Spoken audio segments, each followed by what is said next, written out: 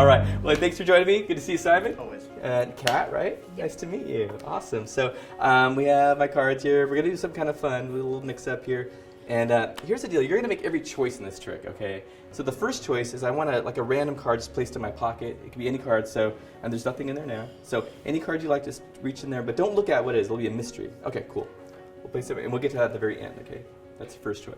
So the second choice, maybe Kat, you can help me choose a card. I'm just going to cut cards to the table in front of you. You can say stop whenever you like. Stop. Right there. What do we got here? The Ace of Diamonds. Okay, cool. So that's the second choice we made, okay? So let's see where this goes. I want you to take that Ace of Diamonds and just place it in the deck face up anywhere you'd like in the deck. It's up to you. Okay, very cool, like right in the middle. Do you want to change it and move it anywhere you like it? I like that. Okay, yeah. You're confident in your decision. You could have placed it high, you could have placed it low. Now here's the second choice though, because you placed it in between two cards. It's up to you. Do you want the card that's above the card or one that's below the ace? It's up to you. Below. The one below, okay. So if you'd have chosen the one above the ace, we would have had the Three of Hearts, but you had the one below. Let's take a look at it.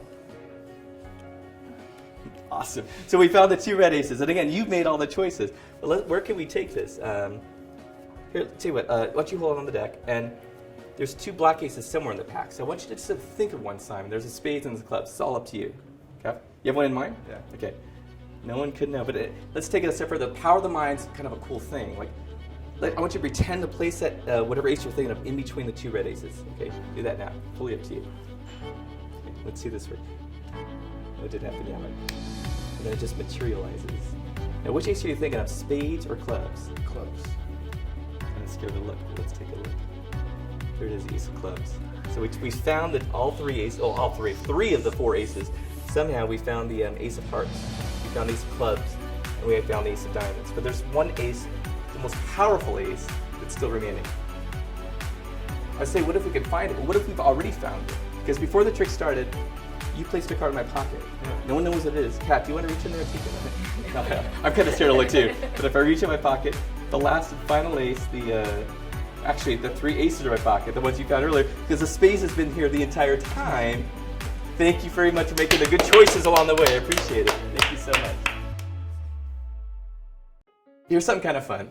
We're going to start off with a prediction, but I'm not going to make it. You're going to make it. And here's the way it works. We'll just get a card at random from the deck, and we're going to place it in my pocket. We'll get to it at the very end, but we'll isolate a card as a prediction, and you can place it in my pocket. And we won't look at it yet. So, fair enough? Okay.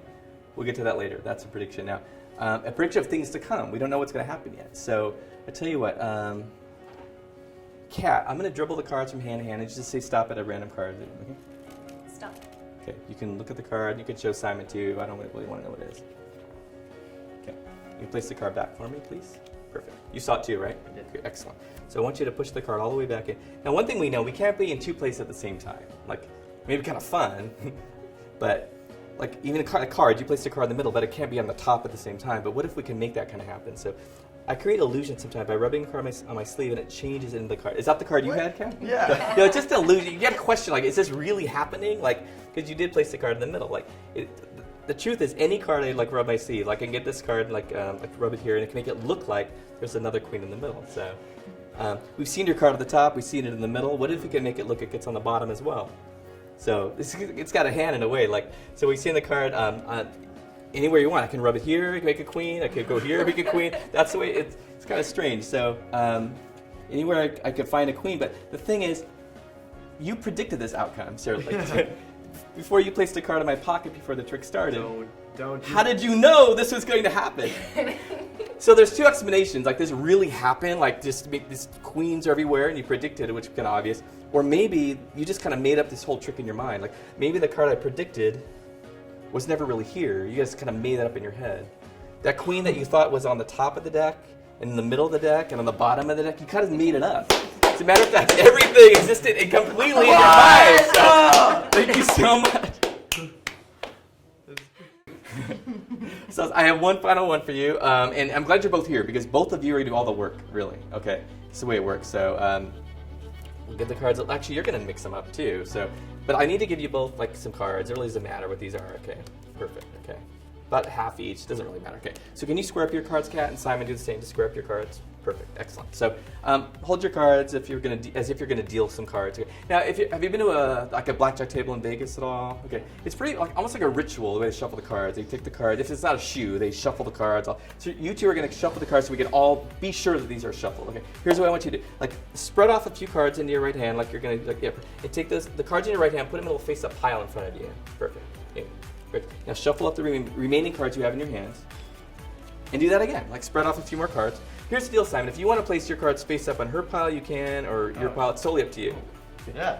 Yeah. And you didn't have to put them there. You could have put them there, but that's fine. I think you get the idea. We'll keep going a few more times, but we do it this way because you actually kind of see them being mixed up, and then you're actually swapping packets. And yeah, get ahead of me. That's all good. But it doesn't matter. It's all like it's fine. It's all in your hand. So. Perfect. I like it. And they're still about even, right? Okay. So square up your packet and turn it face down. Hold it in your hands. Perfect. Okay. So also at the blackjack table, like they often have somebody playing cut the cards. They'll hand you like a cut card and you stab the deck. Okay, so you're gonna cut Simon's packet and you're gonna cut Kat's packet. Here's what you can go first. Like you can take a card here and just like put it in the middle of her packet, but leave it sticking out. Yeah, sure, that's fine. And just leave it sticking out. We'll get to that later. And you get the same. Like take this card and cut Simon's packet by leaving it sticking out. Okay, you've shuffled. You didn't cut each other's packet. Almost. Like take all the cards above the cut card and place them in front of you, Simon. Perfect. And you can do the same, Kat. Perfect. And you can square your packets and just place those next to it. Excellent. Okay, so you've shuffled the deck, you cut each other's packets, we end up with this situation. So if one of these cards is like in blackjack, an ace is a really good card. Like if one of these cards is an ace, that'd be like, well, I guess 1 in 4 chance. But if all 4 of these are aces, I'm kind of scared to look. That's like 1 in like over 250,000. So turn the top card up over your packet, see where this goes. Go! Oh! 4 aces!